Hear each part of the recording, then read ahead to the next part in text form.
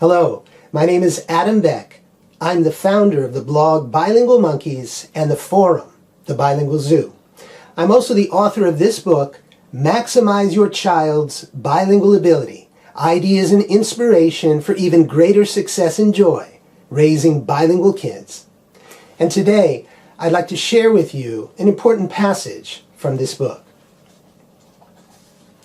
Choose an effective language strategy. Your choice of language strategy, how your two or more languages will be used inside and outside the family, is a pivotal decision that could potentially make or break the success of your bilingual journey. Even when a clear, conscious decision isn't made and the language use follows no prescribed rules, this still serves as a choice that impacts the child's language development. To my mind, it's far better to give careful strategic thought to this question in order to pursue the most effective path for your family's needs. The choice of language strategy will naturally differ depending on the family, but the key consideration is the same for all. Which approach, given our particular circumstances at this time, will enable us to best meet the two core conditions of exposure and need when it comes to the minority language. Acquisition of the majority language most likely won't pose any long-term difficulty, especially if the child attends a majority language school. With some families, like my own, the choice of language strategy is straightforward.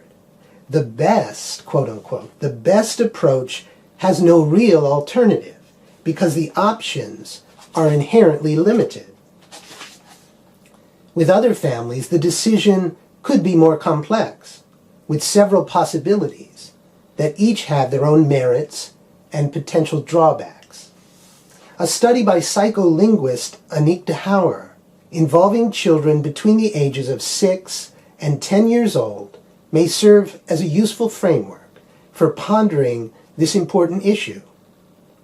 Published in 2007 as Parental Language Input Patterns and Children's Bilingual Use, the study looked closely at the rates of bilingual success in nearly 2,000 families in Belgium, where another language was used inside the home in addition to Dutch, the majority language. The parents' language use outside the home was not considered. There were 5 basic scenarios of language use at home, with each producing a general rate of success, some degree of active ability in both languages, as reported by the families themselves in a written survey. The input patterns and success rates were: number 1, when both parents used the minority language and restricted their use of the majority language. 96.92% success rate. Number 2, when one parent used the minority language, the other parent used both languages. 93.42% success rate. Number 3, when both parents used both languages, 79.18% success rate. Number 4, when one parent used the minority language, the other parent used the majority language, 74.24% success rate. And number 5, when one parent used both languages, the other parent used the majority language, 35.70% success rate. Of course, these numbers won't necessarily determine your family's fate. After all, your success, as you define it for your own family, is finally the outcome of how effectively you're able to navigate your journey day by day, whichever strategy you pursue. But these findings do affirm the overriding importance of providing ample exposure in the minority language. Although the survey didn't probe the actual amount of language exposure the children were receiving, nor how much fluency in the minority language they really had, the descending rates of self-reported success suggest that, broadly speaking, greater amounts of input in the minority language produce greater odds of success. In this light, let us consider each basic scenario of language use in turn. Number 1. Both parents use the minority language and restrict their use of the majority language. Again, the success rate was 96.92%. The highest odds of success are gained when both parents use the minority language with the child and limit their use of the majority language. This strategy, known as minority language at home, creates the greatest amount of exposure and need and practically ensures acquisition. The rare exceptions may be in cases where the parents both work long days and actually spend little time with the child during waking hours. While the upside of this strategy is clear, there can be disadvantages in other areas. When the parents speak two different mother tongues, one parent must agree to use a non-native language to maintain the minority language environment. For parents with lower level ability in that language, this may be problematic and a source of stress. Even for parents with more advanced ability, though this certainly depends on the individual, communicating with their children in a non-native language can feel unnatural and dissatisfying. For such parents, the better choice, more comfortable personally, but still favoring success, could be the approach that follows, where one parent uses the minority language while the other parent uses a balance of both languages.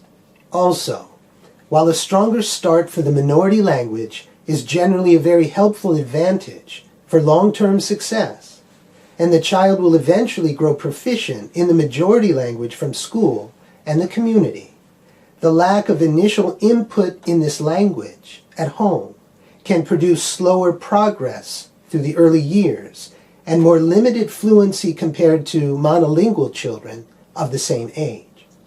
Consequently, the child's introduction to the new school environment might be challenging emotionally for the child and parents both.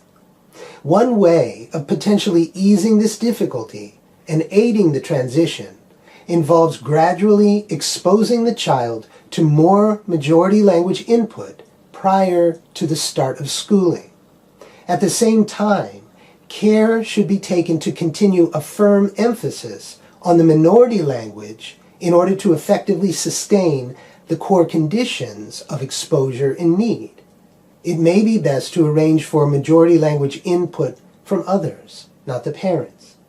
But even when such preventive medicine isn't undertaken, time and sensitive support can enable children to successfully adjust to the new school environment and acquire the new language.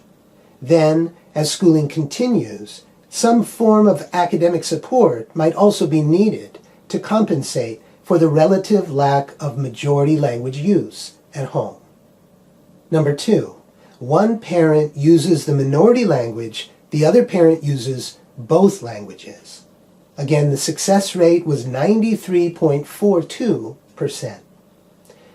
In my work with bilingual families, I often advise parents who are struggling for success with the one-person, one-language approach to shift to a strategy where the majority language partner starts contributing to the child's input in the minority language.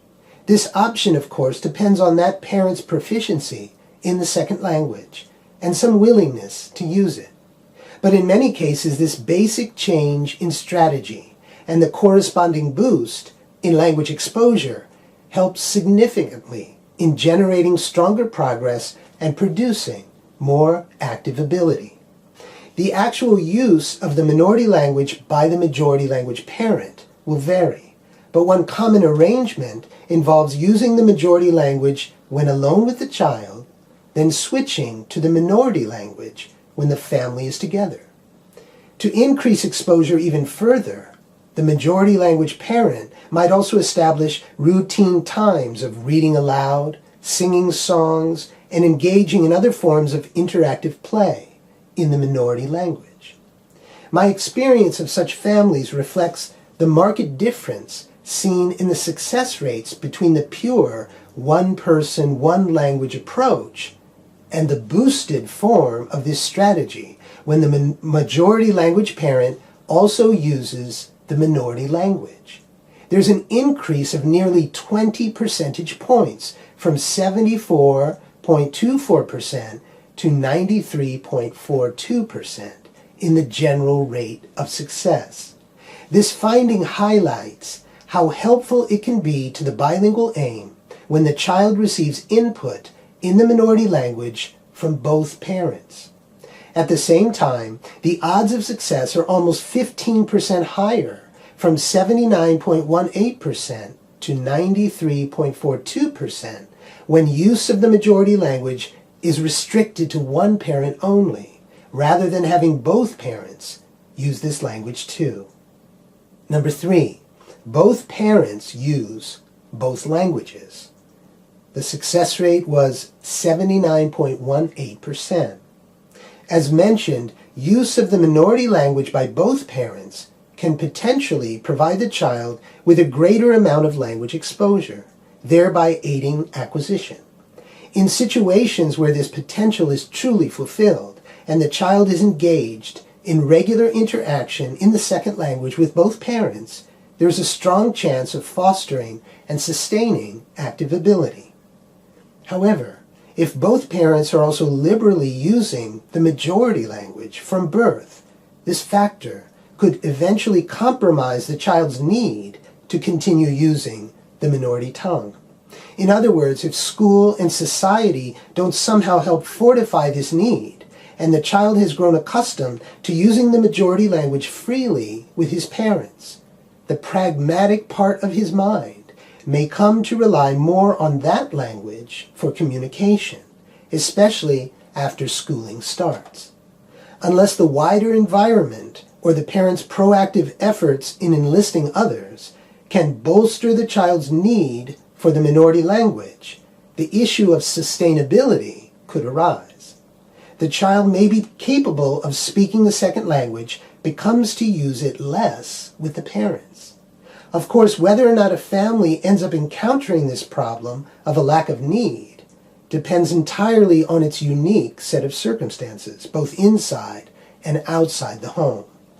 But, as I suggested when discussing the idea of serving as a bilingual model for the child, the use of both languages as a family might be more effectively achieved over the long term if the minority language is first given greater emphasis and the foundation for its need and active use is firmly established before seeking to use both languages more freely. Number 4, one parent uses the minority language, the other parent uses the majority language. The success rate again was 74.24%. This approach, commonly called one person, one language, or one parent, one language, OPOL, produced self-reported success in just under 3/4 of the families following it in DeHauer's study. Given sufficient exposure to the minority language, the child is able to acquire active ability in the two languages simultaneously and feel a genuine need to continue using both. And when the parents are native speakers, each parent is able to speak his or her mother tongue, a key consideration. Many parents, like me, have a natural desire to interact with their children in their native language.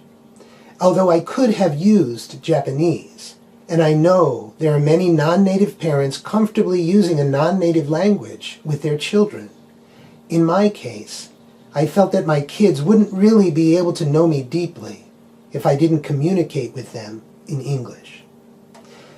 On the other hand, when only one parent is providing input in the minority language, and especially if that parent isn't the main caregiver, it can be very challenging to maintain adequate exposure in this language. This is often particularly true once the child begins attending school and uses the majority language even more intensively. The resulting imbalance of exposure can turn the minority language more passive, with the child coming to rely mainly on the majority language to communicate. Additionally, how will the minority language parent communicate with the majority language partner and with the world at large? If the minority language parent comes to use the majority language too liberally, the situation could devolve into the scenario described below, where the minority language parent is actively using both languages. As a consequence, the odds of success will drop even further. As the study itself indicates, success with the one-person, one-language approach is certainly possible. However, it's also true that to avoid the less successful results reported by 1/4 of the families in this category, the minority language parent, hopefully with at least the moral support of the majority language partner, will often need to make a tremendous effort to effectively sustain the core conditions of exposure and need over the years of childhood. I speak from personal experience. So, if there's any chance that the majority language parent can contribute to the child's minority language input, this could substantially raise the odds of success while enabling the minority language parent to breathe a little easier. And number 5, one parent uses both languages, the other parent uses the majority language. The success rate, again, was 35.70%. The lowest rate of success in DeHauer's study was found in families where the minority language parent used both languages, while the majority language parent used only the majority language. While the odds will surely be better for families in situations where the minority language receives some support from school and society, these survey results should serve as a caution to lone parents of the minority language when it comes to their language use. Liberal use of the majority language not only undercuts the amount of input in the minority language that the child receives, because each word spoken in the majority language is a word not spoken in the minority language. It runs the risk of undermining the child's need to communicate in the minority language with that parent. The fundamental importance of exposure and need to bilingual success is clearly seen in the dramatic difference, a difference of more than 60 percentage points from 35.70% to 96.92% between the success rates of this pattern of language use and the first scenario involving use of the minority language at home by both parents. I hope that excerpt from my book offered some useful food for thought. Again, the title is Maximize Your Child's Bilingual Ability, Ideas and Inspiration for Even Greater Success and Joy Raising Bilingual Kids. And I wish you all the best on your bilingual or multilingual journey.